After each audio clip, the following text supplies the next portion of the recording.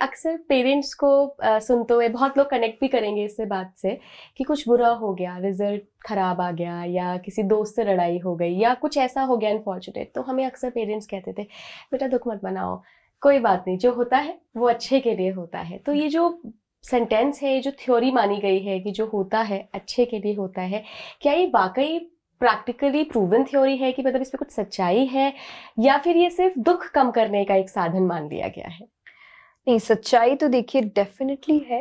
मैं कुछ एक्सेप्शंस हर जगह होते हैं जिस पर आप कुछ ओपिनियन दे ही नहीं सकते, बट अगर मेजॉरिटी साइड को देखा जाए तो ये एक बहुत बहुत बड़ा सच है जो आपने भी एक्सपीरियंस किया होगा। कि मैं कोई और एग्जांपल देने से अच्छा आपसे ही ये क्वेश्चन कर सकती हूँ कि हमारे बचपन में या टीनेज टाइम में ऐसी कई चीजें होती है जो उस वक्त आपको बहुत अजीब लगती है, बट कुछ साल बाद आपको समझ में आता है कि इतने भी रोने की बात थी नहीं। और इसलिए आजकल आप एक देखेंगे रील्स पे क्वेश्चन बन चुका है कि आप अपने 12 ईयर ओल्ड को या 18 ईयर ओल्ड को क्या एडवाइस देना चाहेंगे कि आज के टाइम तो जनरली लोग यही बोलते हैं कि रोना मत, कुछ मैटर नहीं करेगा 10 साल बाद जिस बात पे तुम अभी रो रहे हो, और बाद में तुमको समझ आएगा कि जो हुआ तुमको और बेटर बनाने के लिए हुआ था। तो मैं अपने लिए भी जब कहती हूँ कि अगर आप मुझे कॉम्प्लीमेंट दे रहे हैं कि मैं बहुत मैच्योरिटी है, क्लैरिटी है, बैलेंस्ड है,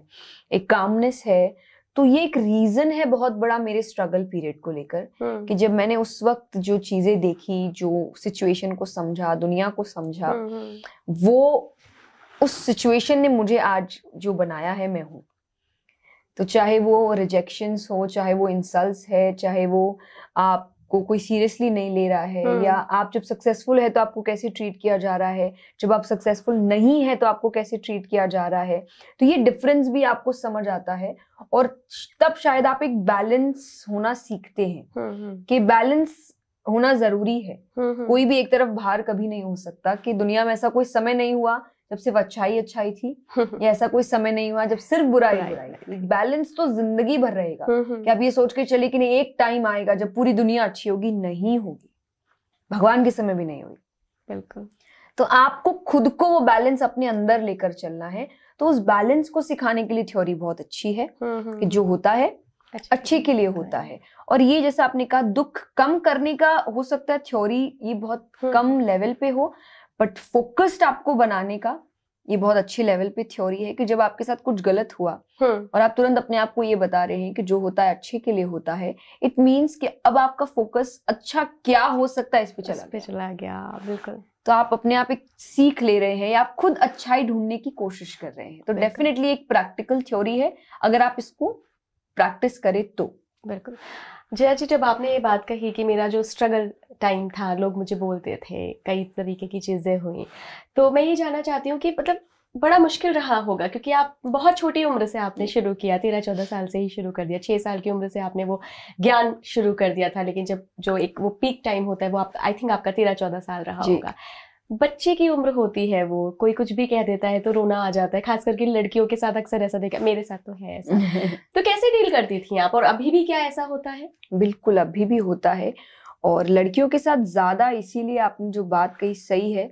but to be very honest, human nature है कि आपके साथ कुछ गलत हो तो आपको रोना आता है। बस लड़कों को रोने दिया नहीं जाता, उनको चुप करा दिया जाता है बोल के तुम लड़के हो, रो नहीं सकते, जो भी मुझे बहुत गलत बात लगती है। तो ये ऐसा नहीं कि सिर्फ लड़कियां रोती, रोते बेचारे लड़की पे उनको रोने दिया नहीं जाता।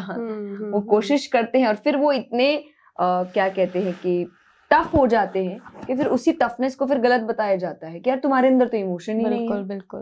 पर इमोशन आपने ही बचपन में खत्म किया था उसका। जब वो इमोशन सामने लेकर आ रहे थे तब आपने लाने नहीं दिए, ये बोल के कि नहीं तुम नहीं कर सकते, तुम मर्द हो, तुम लड़के हो, तुमको ये शोभा नहीं देता। तो जो भी ये आई थिंक पॉडकास्ट देख रहे हो, प्लीज ये आप बंद कर दीजिए अपने बच्चों के साथ, खास करके लड़कों के साथ। उनको इमोशंस फील करने दीजिए, और इमोशंस आपको लाइफ टाइम फील करनी चाहिए। तो अभी भी मुझे अभी भी रोना आता है अगर कुछ ऐसा हो जाए जो मुझे लग रहा है कि मेरे अगेंस्ट जा रहा है, बट वो रोना अब एक बैलेंस्ड वे में होने लगा है। मेरी हर चीज अब बैलेंस के तौर पर, कि वो कभी एक्सट्रीम नहीं चला जाता कि मैं टूट जाऊं और मुझे कुछ रास्ता नहीं दिख रहा है। वो एक इमोशन है जो मुझे फील करना है कि अगर मुझे रोना आया है तो मुझे रोना है, मुझे इमोशंस को सप्रेस नहीं करना है। और मैं हमेशा कहती हूँ कि जब आप पॉजिटिव और नेगेटिव की बात करते हैं तो पॉजिटिविटी एक्नॉलेज करना होता है, इग्नोर करना नहीं। आज पॉजिटिविटी का मतलब होगा कि आपको चोट लगी तब कहते हैं नहीं लगी नहीं लगी, मत ध्यान दो मत ध्यान दो।